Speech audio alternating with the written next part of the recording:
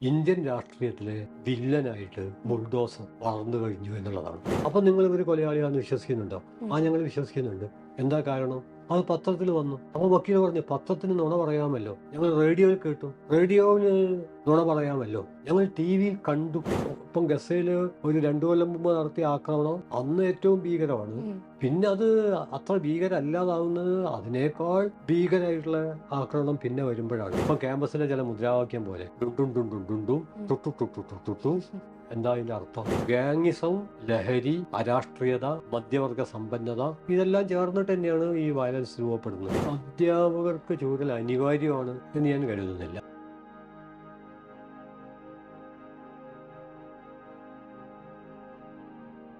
ഇപ്പോൾ ബീഹാറിൽ കഴിഞ്ഞ ദിവസമാണ് ഒട്ടനവധി മദ്രസകൾ അടച്ചുപൂട്ടുന്നു എന്നുള്ള റിപ്പോർട്ടുകൾ വരുന്നത്. അതുപോലെ ഏതെങ്കിലും കേസുകളിൽ പ്രതികളായിരിക്കവേ ഇപ്പൊ സുപ്രീം കോടതി, ഹൈക്കോടതി വിധികളെല്ലാം ഉണ്ടായിട്ട് പോലും ഈ പ്രതികളുടെ വീടുകൾ ബുൾഡോസ് ചെയ്യുന്ന രീതിയുമല്ല. അത്തരം കാര്യങ്ങളെ, അതായത് ഈ തകർത്തെറിയുന്ന ആ ഒരു സമീപനത്തോട് എന്താണ് മാഷിന് പറയാനുള്ളത്? അല്ല, നമ്മൾ മനസ്സിലാക്കേണ്ട ഒരു കാര്യം, 2014 മുതൽ പതുക്കെ, ഏറെക്കുറെ 2019 ശേഷം വളരെ വേഗത്തിലും ഇന്ത്യൻ രാഷ്ട്രീയത്തിലെ വില്ലനായിട്ട് ബുൾഡോസർ വളർന്നു കഴിഞ്ഞു എന്നുള്ളതാണ്. ബുൾഡോസർ 1945-ലാണ് ജാക്കബ് സിറിൽ ബാക്ക്ഫോർഡ്, അതിൻ്റെ ചുരുക്കാണ് JCB. അത് ഈ ലോക സാമ്രാജ്യത്വ യുദ്ധത്തിൽ തകർന്നടിഞ്ഞ നാഗരികതകളെ പുനർനിർമ്മിക്കുന്നതിൻ്റെ ഭാഗമായിട്ട് ഉള്ള പ്രവർത്തനത്തിന് സഹായകമായി രൂപപ്പെട്ടൊരു കണ്ടുപിടുത്താണ്. അതായത് നിർമ്മാണ പ്രവർത്തനത്തിന്റെ ഭാഗമായിട്ട് നിലവിൽ വന്നൊരു കണ്ടുപിടുത്താണ് JCB. അതിനെ ജിഹാദ് കൺട്രോൾ ബോർഡ് എന്ന പുതിയൊരു തരത്തിലേക്ക് ഇന്ത്യൻ ഫാസം മാറ്റി. അങ്ങനെ ബുൾഡോസർ എന്നുള്ളത് ഇന്ത്യൻ ജനതയ്ക്ക് നേരെയുള്ള ഒരു യുദ്ധോപകരണമായിട്ട് മാറി. അതുമായിട്ട് ബന്ധപ്പെട്ട് നിരവധി കാര്യങ്ങൾ ജഹാംഗീർപൂരിലൊക്കെ നടത്തിയിട്ടുള്ള ബുൾഡോസിങ് എന്ന് പറയുന്നത്, ഇപ്പം ഞാൻ ഓർക്കുന്നുണ്ട്, മനോഹർ റെഡ്ഡി ഹിന്ദുവിൽ എഴുതിയ ഒരു പ്രബന്ധമുണ്ട്. 2022-ലാണ്, ജനുവരി മാസമാണെന്ന് തോന്നുന്നു. ആ പ്രബന്ധത്തിന്റെ തലക്കെട്ട് ദ ന്യൂ വയലന്റ് ഇന്ത്യ എന്നാണ്. അതിന് അദ്ദേഹം ഒരു മെറ്റഫറായിട്ട് കൊടുത്തിരിക്കുന്ന ബുൾഡോസറാണ്. ആ ബുൾഡോസർ ഗാർഗൂൺ എന്നുള്ളൊരു സ്ഥലത്ത് ഒരു പെട്ടിപ്പീടിയ, ആ പെട്ടിപ്പീടിയ ബുൾഡോസർ വെച്ച് തകർത്തിരിക്കുകയാണ്. അതിൻ്റെ ഒരു ബുൾഡോസർ തകർത്ത കെട്ടിടങ്ങളുടെ ഒരു ചിത്രമാണ് കൊടുത്തിരിക്കുന്നത്. അതിൻ്റെ സമീപത്ത് ഒരാൾ നിൽക്കുന്നുണ്ട്, ഒരു പാവം മനുഷ്യൻ. അയാളുടെ പേര് വാസിം ഷെയ്ഖ് എന്നാണ്. അപ്പോൾ അയാളുടെ ഒരു പെട്ടിപ്പീടികയും ബുൾഡോസ് വെച്ച് തകർത്തിട്ടുണ്ട്. സത്യത്തിൽ പെട്ടിപ്പീടിക തകർക്കാൻ ബുൾഡോസ് വേണ്ട, ഒരു തള്ളു തള്ളിയാൽ മതി. പക്ഷെ ഇത് കൾച്ചർ ഓഫ് ടെറർ, ഭയം ഉണ്ടാക്കുക എന്നുള്ളതാണ്. അപ്പോൾ എന്നിട്ട് ഇയാളുടെ പേരിൽ കേസും എടുത്തിട്ടുണ്ട്. അതിന് പറഞ്ഞ കാരണം പോലീസിനെ കല്ലെടുത്തെറിഞ്ഞു. ഇനി അത്ഭുതപ്പെടുത്തുന്ന കാര്യം എന്താ വെച്ചാൽ, 2005 ഒരു അപകടത്തിൽ 2 കൈയും നഷ്ടപ്പെട്ട ആളാണ് വാസിം ഷെയ്ഖ്. ഇത് കഥയല്ല, നാടകമല്ല, സിനിമ അല്ല. 2 കൈയും നഷ്ടപ്പെട്ട ആള് കല്ലെടുത്തെറിഞ്ഞു എന്ന് പറഞ്ഞിട്ട് കേസെടുക്കുകയാണ്. ഞാൻ പറഞ്ഞു വരുന്നത്, ബുൾഡോസർ ഇന്ത്യൻ രാഷ്ട്രീയത്തിലെ ഇന്ത്യൻ ഫാസത്തിന് ഒരു സഖ്യകക്ഷിയായിട്ട് 2019 ശേഷം മാറിയിട്ടുണ്ട്. അതുകൊണ്ട് ബുൾഡോസർ ഒന്നും ആവശ്യമില്ലാത്ത ചെറിയൊരു തള്ളു തള്ളിയാൽ വീഴുന്ന ചെറിയ കുടിലുകളും ഒക്കെ പൊളിക്കാൻ ബുൾഡോസർ ഉപയോഗിക്കുന്ന ഒരവസ്ഥ വന്നു. രണ്ടാമത്തത്, ഈ മതവിദ്യാഭ്യാസ കേന്ദ്രങ്ങൾ, അതിൽ പ്രധാനമുള്ള ഈ മദ്രസകൾ മുസ്ലിം മതവിദ്യാലയ കേന്ദ്രങ്ങളാണ്. അവിടെ പഠിപ്പിക്കുന്നത് മതപാഠങ്ങളാണ്, അല്ലാതെ കലാപ പാഠങ്ങളല്ല. അത് പരിശോധിക്കാൻ ഇന്ന് നിരവധി മാർഗങ്ങളുണ്ട്. നമ്മളിപ്പം ഈ സംസാരിച്ചുകൊണ്ടിരിക്കുന്നത് സർവൈലൻസിൻ്റെ ഒരു കാലത്താണ്. ഭരണകൂടത്തിന് സർവത്ര നിരീക്ഷണ കേന്ദ്രങ്ങളുണ്ട്. അതിൻ്റെ കണ്ണിന്ന് ഒന്നും ഇന്ന് മറച്ചു വെക്കാൻ പറ്റില്ല. അപ്പോൾ അത്തരത്തിലുള്ള ഒരു കാലത്ത് ഇത് ഇടിച്ചു പൊളിക്കേണ്ട കാര്യമില്ല. ഇവിടെ ഏതെങ്കിലും കൊള്ളരുതാത്ത പാഠം പഠിപ്പിച്ചിട്ടുണ്ടെങ്കിൽ ആ പാഠം പഠിപ്പിച്ച ആളുടെ പേരിൽ കേസെടുക്കാം. ഒരുപാട് നിയമങ്ങളുണ്ട്. അപ്പോൾ അത് സത്യത്തിൽ ന്യൂനപക്ഷ സമൂഹങ്ങളെ, അതുവഴി മതനിരപേക്ഷ സമൂഹങ്ങളെ, ജനാധിപത്യത്തെയൊക്കെ ഭയപ്പെടുത്താൻ, നേരത്തെ ഞാൻ പറഞ്ഞ ഭയത്തിൻ്റെ ഒരു സംസ്കാരം രൂപപ്പെടുത്തിക്കുന്നതിൻ്റെ ഭാഗമാണ് അത് സംഭവിച്ചുകൊണ്ടിരിക്കുന്നത്. അപ്പോൾ ഇതിന് മുന്നേ തന്നെ ആശയപ്രചാരണം നടത്തിയിട്ടുണ്ട്. മദ്രസയൊക്കെ ഭീകരവാദ കേന്ദ്രമാണ്, അത് മുമ്പേ നടത്തിയിട്ടുണ്ട്. അങ്ങനെ നടത്തി പൊതുബോധത്തിൻ്റെ ഭാഗമായിട്ട് ഇത്തരം ഒരു കാഴ്ചപ്പാട് വരുമ്പോൾ ആളുകളത് വിശ്വസിക്കും. ഇപ്പോൾ ഈ Eduardo Galeano the book of എംബ്രൈസസ് എന്നുള്ളൊരു പ്രശസ്തമായ നോവലിൽ ഒരു സംഭവം വിവരിക്കുന്നുണ്ട്. അത് ആ സംഭവമാണ് അഫ്സൽ ഗുരു വധത്തെക്കുറിച്ചുള്ള പുസ്തകത്തിൽ അരുന്ധതി റോയ് എഡിറ്റ് ചെയ്തൊരു പുസ്തകമാണ്. ആ പുസ്തകത്തിൻ്റെ ഇൻട്രോ ആയിട്ട് എടുത്തു കൊടുത്തത് എഡ്വേർഡോ ഗലിയാനോയുടെ പുസ്തകത്തിലൊരു ഭാഗം. അതിലെ ഭാഗം എന്താ വെച്ചാൽ അൽമാഡി അഗസ്റ്റോ എന്ന് പറയുന്ന ഒരു വൃദ്ധ, അവരന്ധയാണ്, രണ്ടുപേരെ കൊന്നു എന്നുള്ളൊരു കേസ്. സത്യത്തിൽ അവർ കൊന്നിട്ടില്ല, പക്ഷേ ഒരു കൊല്ലത്തെ നിരന്തരമായ പീഡനത്തിലൂടെ അവരെ കൊണ്ട് തന്നെ സമ്മതിപ്പിച്ചു. എന്നിട്ട് അവർ കൃത്യം എല്ലാം വിവരിക്കുന്നുണ്ട്. അപ്പോൾ അവരുടെ അയൽക്കാർക്കൊക്കെ അറിയാം ഇവർ കൊലയാളിയല്ല. അപ്പോൾ ഇവരുടെ വക്കീൽ ഇവർ കുറ്റവാളിയാണെന്ന് വിധിച്ചു. അപ്പം എന്നിട്ട് വക്കീൽ എടുത്തു പറയുന്ന ഒരു കാര്യമുണ്ട്, ഇവർ കൊല നടത്തിയ പശ്ചാത്തലവും ആ പ്രദേശത്തിൻ്റെ പ്രത്യേകതയും അവിടെ എന്നെ മരണ്ട് എന്നൊക്കെ ഉള്ളത് കൃത്യം പറയുന്നുണ്ട്. ഇവരന്ധയാണ്. അപ്പം വക്കീൽ ആ പ്രദേശത്തെ ആളുകളോട് ചോദിക്കും, ഇവർ നിങ്ങൾക്ക് എന്തെങ്കിലും ഉപദ്രവം ചെയ്തായിട്ട്? അതൊന്നും അറിയില്ല. അപ്പം നിങ്ങൾ ഇവർ കൊലയാളിയാണെന്ന് വിശ്വസിക്കുന്നുണ്ടോ? ഞങ്ങൾ വിശ്വസിക്കുന്നുണ്ട്. എന്താ കാരണം? അത് പത്രത്തിൽ വന്നു. അപ്പോൾ വക്കീൽ പറഞ്ഞു, പത്രത്തിന് നുണ പറയാമല്ലോ, ഞങ്ങൾ റേഡിയോയിൽ കേട്ടു, റേഡിയോയിൽ നുണ പറയാമല്ലോ, ഞങ്ങൾ TV-യിൽ കണ്ടു. അപ്പം നിരന്തര പ്രചാരണങ്ങളിലൂടെ ആദ്യം തന്നെ മദ്രസകൾ ഭീകരവാദ കേന്ദ്രങ്ങളാണ്.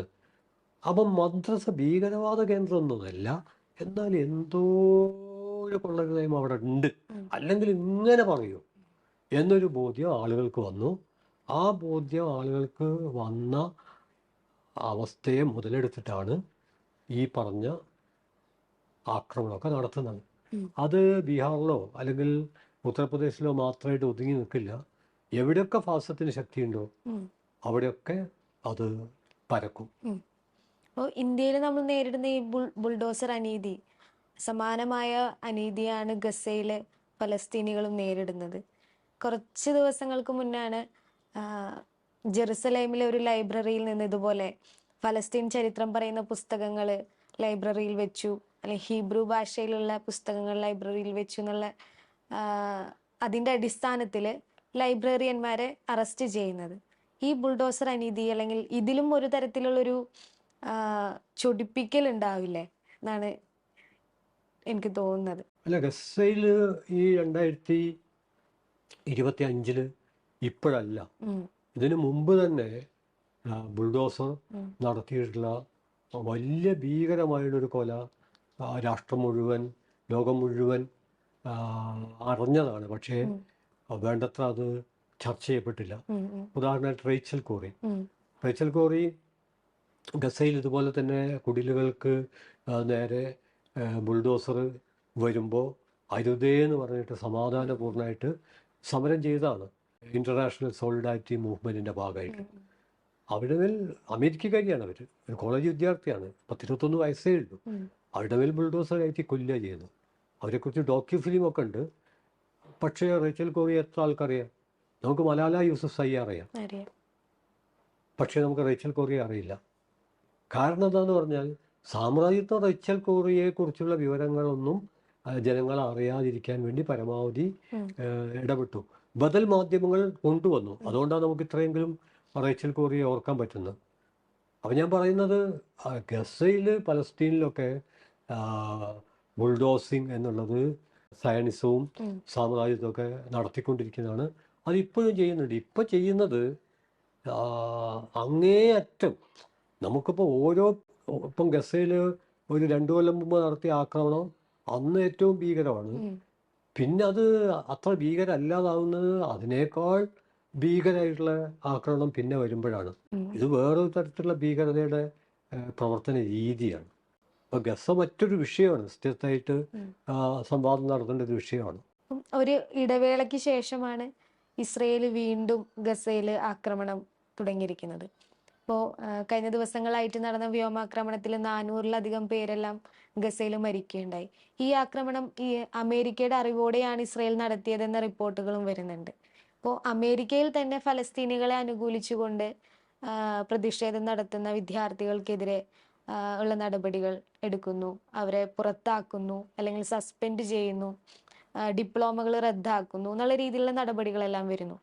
ഈ അമേരിക്കയ്ക്ക് എത്രമാത്രം ഒരു ഇസ്രയേലിന് മുകളിൽ അല്ലെങ്കിൽ നെതന്യാഹുവിന് മുകളിൽ ഒരു സമ്മർദ്ദം ഗസയ്ക്കെതിരെ അത്തരത്തിലൊരു പ്രവണതയുണ്ടോ എന്നുള്ളത്?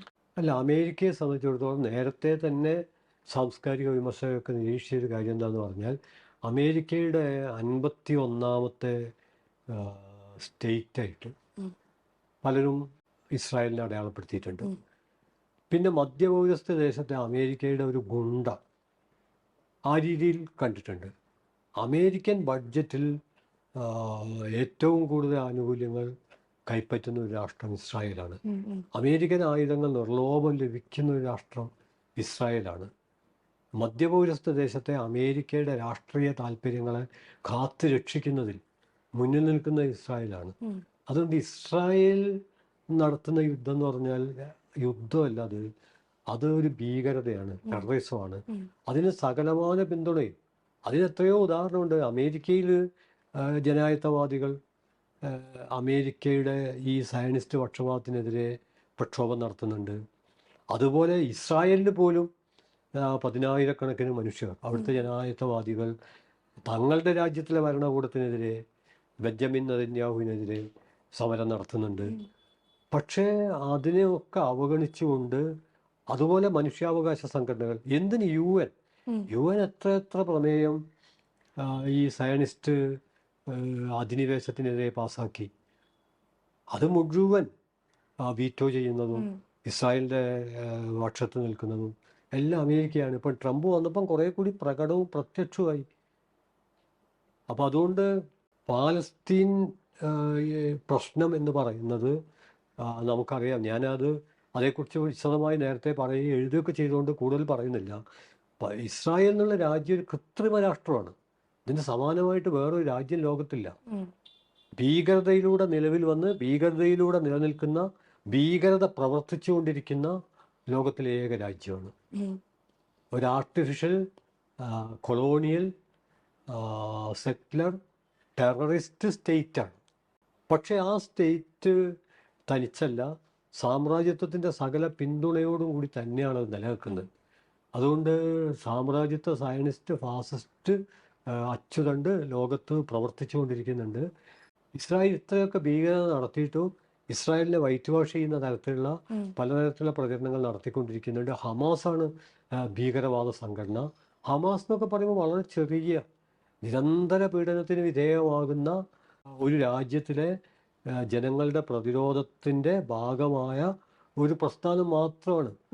അതിന് ഈ ലോകത്തിലെ മഹാശക്തിയായ അമേരിക്കയും, ലോകത്തിൽ ഏറ്റവും കൂടുതൽ ആയുധങ്ങളും ആധുനികമായ ആയുധങ്ങളും ലോകത്തിൽ ഏറ്റവും കൂടുതൽ ഭീകരതകളും നിർവഹിക്കുന്ന ഇസ്രായേൽ എന്ന രാജ്യമൊക്കെ ആയിട്ട് എങ്ങനെ പിടിച്ചു നിൽക്കാൻ പറ്റുന്നുള്ളത് നമുക്ക് അത്ഭുതമാണ്. അവിടുത്തെ ജനങ്ങളുടെ ഈ ഇച്ഛാശക്തിയും ഒക്കെയാണ്. പിന്നെ ലോകം നൽകുന്ന പാലസ്തീൻ പിന്തുണ എന്ന് പറഞ്ഞത് പ്രധാനമായിട്ടും പ്രസ്താവനകളിലും പ്രകടനങ്ങളിലും പോസ്റ്ററുകളിലും പിന്നെ ഏറിയാൽ ചില സാമ്പത്തിക സഹായങ്ങളും അത്രയൊക്കെ ആവുന്നുള്ളൂ.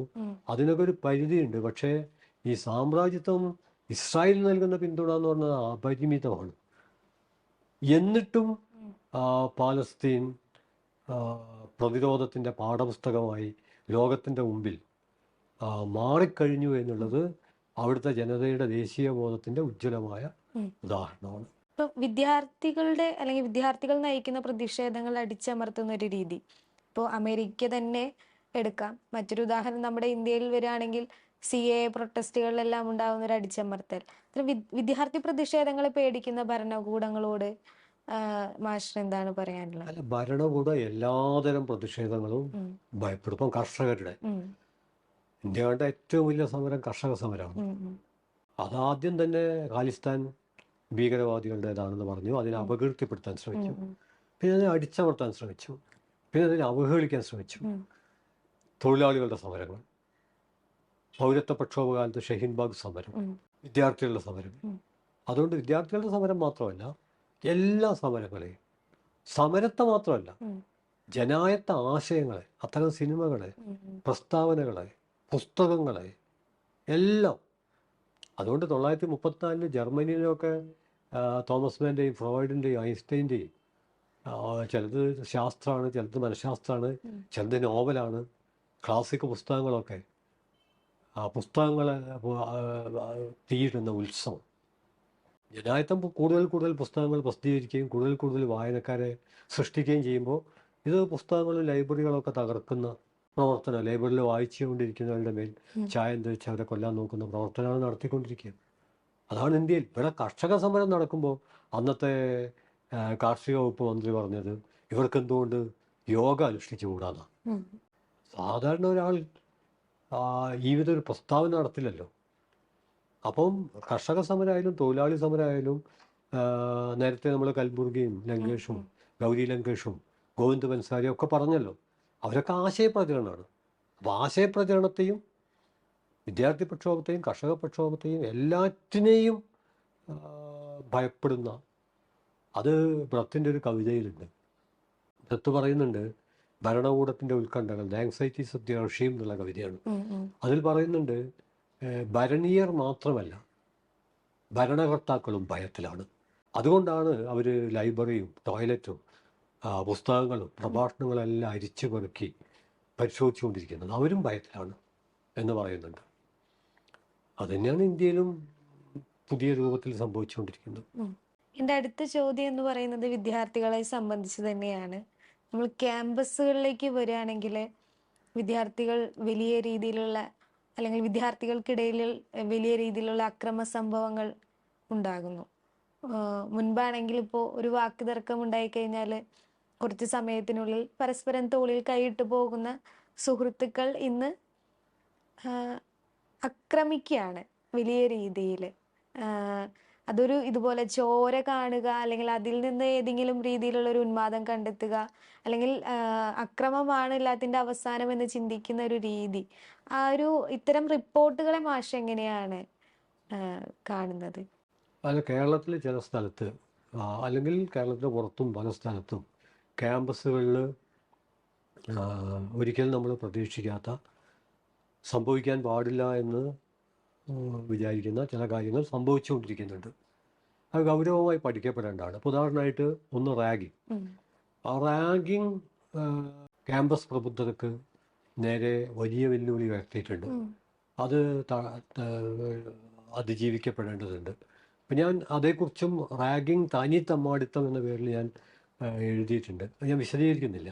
അതിലൊരു കാര്യം പ്രത്യേകം പറയുന്നുണ്ട്. ഈ പരിചയപ്പെടലിൻ്റെ ഒരു ഭാഗമായിട്ട് പലരും റാഗിങ്ങിനെ കുറിച്ച് പറയാറുണ്ട്. അതുപോലും തെറ്റാണ്. അങ്ങനെ പരിചയപ്പെടേണ്ട കാര്യമൊന്നുമില്ല, പരിചയമാവലാണ്. അതാണ് പബ്ലിക് സ്പിയർ എന്ന് പറയുന്നത്. പബ്ലിക് സ്പിയർ എന്ന് നമ്മൾ പറയുന്നത് ക്രിറ്റിക്കൽ ആൻഡ് റാഷണൽ സ്പേസ്. അതാണ്. അത് ഒരു കുട്ടി കടന്നു വരുമ്പോൾ തന്നെ ഉണ്ടാവേണ്ടതല്ല. അത് കടന്നു വന്ന് കുറച്ച് കഴിഞ്ഞ് പരസ്പരം ഇടപെട്ട് പതുക്കെ ഒരു പൂവിടുന്നത് പോലെ രൂപപ്പെട്ട് വരേണ്ടതാണ്. അതുകൊണ്ട് പരിചയപ്പെടുന്നതിൻ്റെ ഭാഗമായിട്ടുള്ള ചടങ്ങ്, അങ്ങനെ ഒരു ചടങ്ങില്ല, അങ്ങനെ ഒരു ചടങ്ങിൻ്റെ ആവശ്യമില്ല. അതുകൊണ്ട് റാഗിങ്, സൗഹൃദ റാഗിങ്, ഭീകര, അങ്ങനെ രണ്ട് റാഗിങ് ഇല്ല, ഒറ്റ റാഗിങ്ങേ ഉള്ളൂ.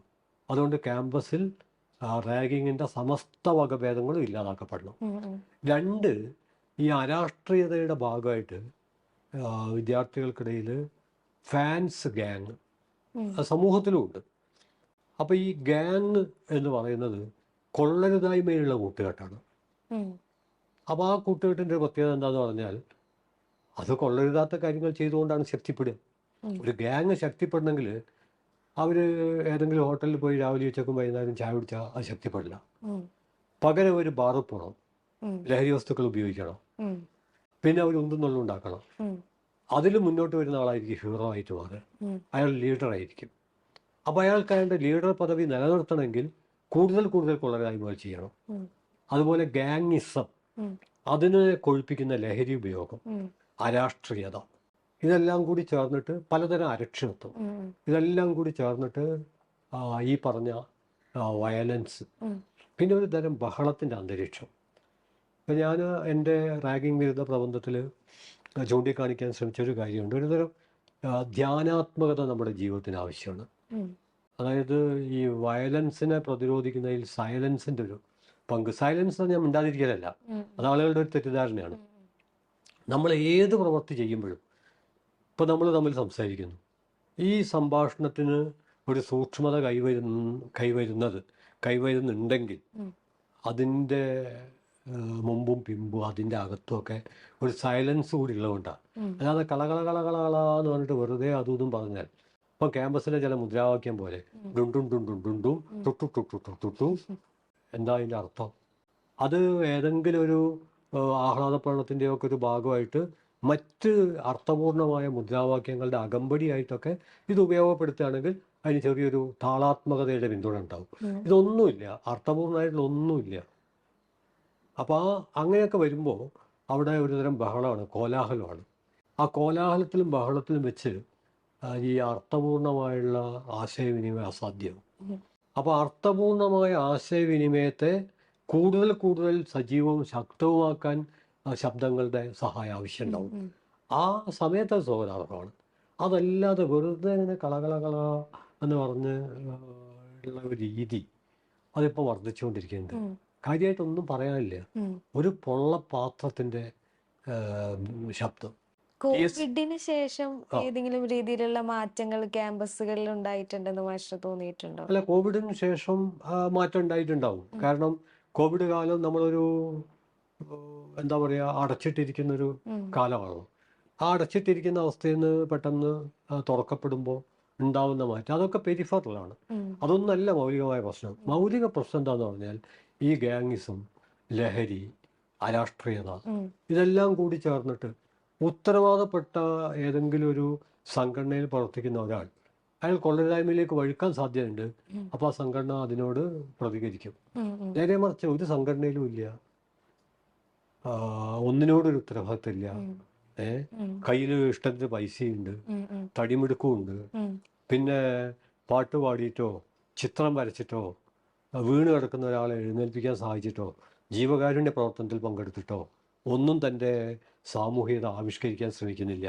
പിന്നെ ആകെക്കൂടി ശ്രദ്ധ പിടിച്ചു പറ്റാനും ഒക്കെ ഉള്ള ഒരേ ഒരു വഴി ക്യാമ്പസിൽ നിന്ന് മുണ്ടഴിച്ച് നടക്കുക, കൊക്ക് വിളിക്കുക, വെറുതെ ആവശ്യമില്ലാതെ ഒരു പാവ മനുഷ്യനായിട്ട് ഉന്തി വീഴ്ത്തുക. അപ്പം ഇതിന് കൂടാൻ കുറച്ച് ആള് ഇപ്പം നേതാവായിട്ട് മാറി. അപ്പോൾ അതിന് ഒരു ഉഷാറ് കിട്ടണമെങ്കിൽ കുറച്ച് ലഹരി ആവശ്യമാവും. അപ്പോൾ അതിനൊരു ചെറിയ കൂട്ടായ്മ. അപ്പോൾ അങ്ങനെ ഒരു ഗാങ്ങിസം, ലഹരി, അരാഷ്ട്രീയത, മധ്യവർഗ സമ്പന്നത, ഇതെല്ലാം ചേർന്നിട്ട് തന്നെയാണ് ഈ വയലൻസ് രൂപപ്പെടുന്നത്. അതിനെ വെച്ച് പൊറുപ്പിക്കാൻ പാടില്ല. ഇത്തരം അക്രമം, ലഹരി അല്ലെങ്കിൽ പറഞ്ഞ ഗ്യാങ് കാര്യങ്ങൾക്കെല്ലാം സിനിമ ഏതെങ്കിലും രീതിയിൽ അല്ലെങ്കിൽ സിനിമ ഏതെങ്കിലും രീതിയിൽ സ്വാധീനിക്കുന്നുണ്ടോ ക്യാമ്പസ്? അല്ല, എന്തും സ്വാധീനിക്കും. അതായത് നമ്മളിപ്പോൾ ഒരു പെരുമാറ്റവും ഒരു പ്രതികരണവും അത് ശൂന്യതയിൽ നിന്നല്ലല്ലോ ഉണ്ടാകുന്നത്. നമ്മൾ ജീവിക്കുന്ന സമൂഹം നമ്മളിലും നമ്മൾ സമൂഹത്തിലും നിരന്തരം ഇടപെട്ടുകൊണ്ടിരിക്കും. അപ്പോൾ ഉദാഹരണമായിട്ട് ഒരു വീട്ടിൽ രാവിലെ ഉച്ചക്കും വൈകുന്നേരം ഭക്ഷണത്തിന് മുമ്പും പിമ്പും അടിക്ക്, കൊല്ല്, ചവിട്ട്, കുത്ത് എന്ന് മാത്രമാണ് പറയുന്നതെന്ന് വിചാരിക്കുക. ഈ വളർന്നു വരുന്ന പുള്ള നഴ്സറി ക്ലാസ്സിൽ തന്നെ പറയുന്ന വാക്ക് ഏകദേശം അത് തന്നെയായിരിക്കുമല്ലോ.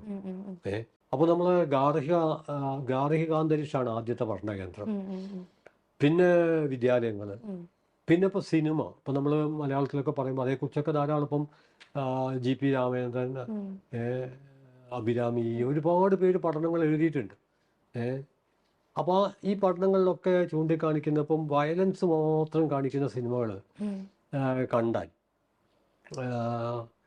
വയലൻസ് കാണുമ്പോൾ നമുക്കുണ്ടാകുന്ന ഒരു ചലിപ്പുണ്ടല്ലോ, അതിങ്ങനെ കുറഞ്ഞു വരും. കാരണം അത് വയലൻസിന് ഏതെങ്കിലും തരത്തിൽ പ്രൊമോട്ട് ചെയ്യും. ഇപ്പം രണ്ട് രീതിയിൽ സിനിമയിൽ വയലൻസ് അവതരിപ്പിക്കാം. ഒന്ന്, വയലൻസിനോട് വെറുപ്പുണ്ടാവുന്ന തരത്തിൽ. വയലൻസ്, ബലാത്സംഗം, ഇതിനോടൊക്കെ വെറുപ്പുണ്ടാവുന്ന തരത്തിൽ അവതരിപ്പിക്കാം. അത് പോസിറ്റീവ് റിസൾട്ട് ഉണ്ടാക്കും. നേരെ കുറച്ച് വയലൻസ് ആഘോഷിക്കുക. ഇപ്പോൾ മാർക്കോ എന്നുള്ള സിനിമയൊക്കെ കാണുമ്പോൾ അതിലിങ്ങനെ മനുഷ്യൻ്റെ കയ്യൊക്കെ ഇങ്ങനെ ഈ അടക്കവാൾ വെച്ച് മുറിക്കുന്നതും ഇങ്ങനെയൊക്കെയുള്ള ഒരുപാട് സീൻസ് ഉണ്ടല്ലോ. അപ്പോൾ അത് ആ വയലൻസിനെ സെലിബ്രേറ്റ് ചെയ്യുക ചെയ്യുന്നത്. അപ്പോൾ അത് ഒരു എന്താ പറയുക, കുട്ടികളിൽ ഒരു വയലൻസിനോടൊരു ആഭിമുഖ്യം ഉണ്ടാക്കും. അതായത് ഇതൊക്കെ ചെയ്യുന്ന ആളാണ് ശ്രേഷ്ഠൻ എന്നുള്ള ഒരു ധാരണ ഉണ്ടാക്കും. മുമ്പ് നമ്മുടെ നാട്ടിൽ ഈ ഇപ്പൊ ഒരു ഗുണ്ട എന്ന് പറഞ്ഞാൽ ഒഴിച്ചു നിർത്തപ്പെടേണ്ടവൻ എന്നായിരുന്നു. ഇന്ന് ഗുണ്ട ഹീറോ ആയിട്ട് മാറുന്നു. ഗുണ്ടട്ടൻ്റെ അടുത്ത് പോയിട്ട് രണ്ട് വർത്തമാനം പറയാൻ കഴിഞ്ഞാൽ അത് തന്നെ ജീവിത സാഫല്യം എന്ന് വിചാരിക്കുന്ന ഗുണ്ട് പ്രണയികളൊക്കെ ഉണ്ടായിക്കൊണ്ടിരിക്കുകയാണ്. അതേസമയം സാമൂഹ്യ പ്രവർത്തനവും ഒക്കെ നടത്തുന്ന ആളുകൾ അവരുടെ ഇംഗ്ലീഷ് തെറ്റാണ്, പിന്നെ അവരുടെ ഡ്രസ്സ് തെറ്റാണ്, അവരുടെ നിറം ശരിയില്ല എന്നൊക്കെയുള്ള തരത്തിലുള്ള രാഷ്ട്രീയതയുടെ ആവിഷ്കാരങ്ങളും മറുഭാഗത്ത് നടന്നുകൊണ്ടിരിക്കുകയാണ്. ഇതിൻ്റെ തന്നെ മറുപടിയുണ്ട്. ഒരു തൊഴിലാളി നേതാവ് എന്താ പറയുക, വളരെ ഫ്ലുവൻ്റ് ആയിട്ട് ഇംഗ്ലീഷ് സംസാരിക്കുമ്പോൾ കൈയടിക്കുന്ന ആളുകൾ ഇതിൻ്റെ മറുപടിയാണ്. നമ്മൾ വിചാരിക്കും ഇത് രണ്ടും രണ്ടാന്ന് വിചാരിക്കും. ഒരു തൊഴിലാളി നേതാവിൻ്റെ ഇംഗ്ലീഷ് കേട്ട് കൈയടിക്കുന്ന ആള് നീതിക്ക് വേണ്ടി നിൽക്കുന്ന ഒരു തൊഴിലാളി നേതാവിൻ്റെ ഇംഗ്ലീഷിൻ്റെ അവതരണത്തിലെ തെറ്റിൽ അപകർഷത അനുഭവിക്കുന്നവരുമായിരിക്കും. ഇത് രണ്ടും ഒന്നിച്ച് തന്നെയാണ് ഉണ്ടാവുന്നത്. അതുകൊണ്ടാണ് ഞാൻ തുടക്കത്തിൽ പറഞ്ഞത് ഗാങ്ങും ഫാൻസും അത് സാമൂഹികതയിൽ തുളവ് വീഴ്ത്തുന്ന സംഭവങ്ങളാണ്. നമ്മൾ വിചാരിക്കും ഫാൻസ് നല്ലതല്ലേ, ഫാൻസ് നല്ലതല്ല. ഫാൻസ് ഗാങ്ങിൻ്റെ ഇരുണ്ട മറുപടിയാണ്. കാരണം അവിടെ ചോദ്യമില്ല, ഉത്തരമില്ല, വിമർശനമില്ല, അന്വേഷണമില്ല, അന്ധമായ അനുകരണമാണ്. തൻ്റെ ഫാൻസിന് വേണ്ടി,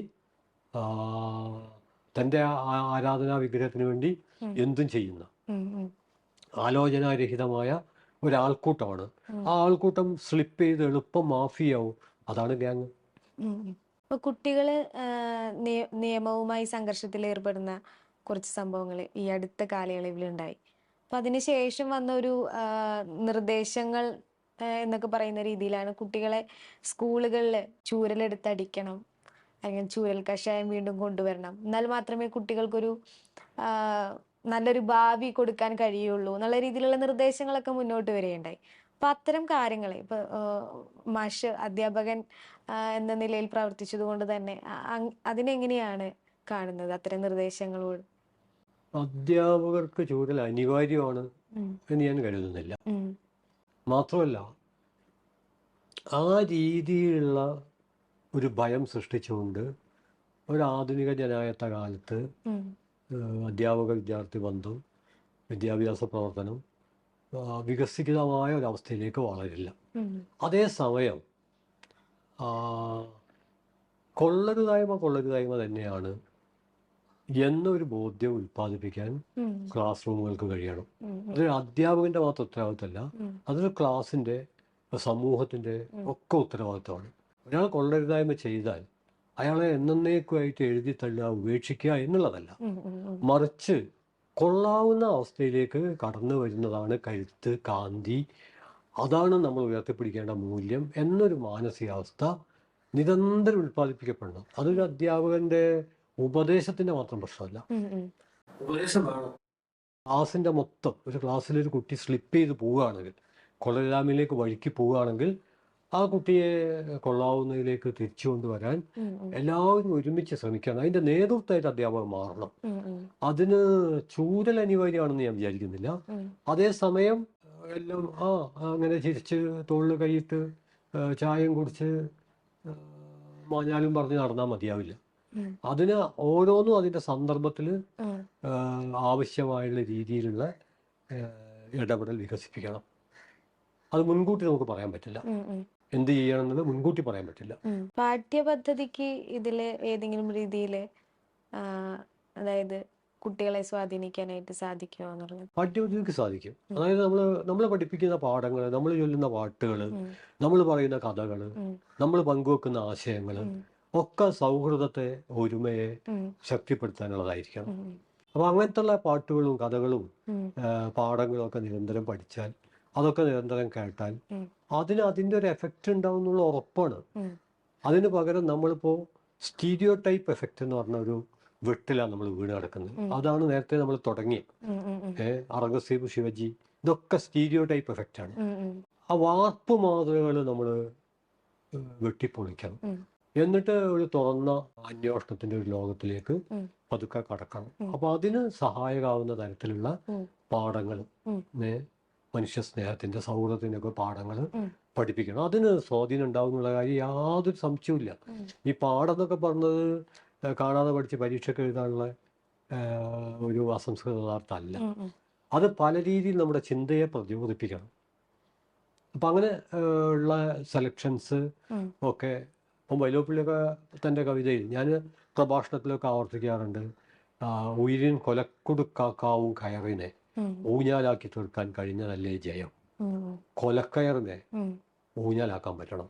കൊലക്കയറുണ്ട്, അത് നമ്മൾ അംഗീകരിക്കണം. അങ്ങനെ ഒരു തെറ്റിദ്ധാരണ ഉണ്ട്. കൊള്ളരുതായ്മയൊക്കെ കൊട്ടട്ട മൂടിയിട്ട് ഇവിടെ അങ്ങനെയൊന്നും ഇല്ല, അത് കാപട്യമാണ്. ഉണ്ട്, കൊലക്കയറുണ്ട്, കൊള്ളരുതായ്മ ഉണ്ട്, അടിപിടി ഉണ്ട്, ഒച്ചടൽ ഉണ്ട്, ഇരുട്ടുണ്ട്. പക്ഷെ നമ്മൾ ഇരുട്ടിനെ ഇരട്ടിപ്പിക്കാനല്ല, മറിച്ച് വെളിച്ചം, ഇരുട്ടിന്റെ ഇടയിൽ നിന്ന് എങ്ങനെ വെളിച്ചം ഉണ്ടാക്കാം എന്ന് നമ്മൾ ആലോചിക്കണം. അതാണ് കൊലക്കയറിനെ നമ്മൾ ഊഞ്ഞാലാക്കണം. ഊഞ്ഞാലഴിച്ച് കൊലക്കയർ കെട്ടാൻ സമ്മതിക്കാൻ പാടില്ല. അത്രയേ ഉള്ളൂ. ഇവിടെ അവസാനിപ്പിക്കാനാണ് എനിക്ക് തോന്നുന്നത്. ഇതിനെ വളരെ കൂടുതലായില്ലേ. ഇത്രയും സമയം നമുക്ക് അനുവദിച്ചതിൽ ഒരുപാട് നന്ദിയുണ്ട്. ഇത്രയും സമയം അനുവദിച്ചൊന്നല്ല, നമ്മളങ്ങനെയാണ്.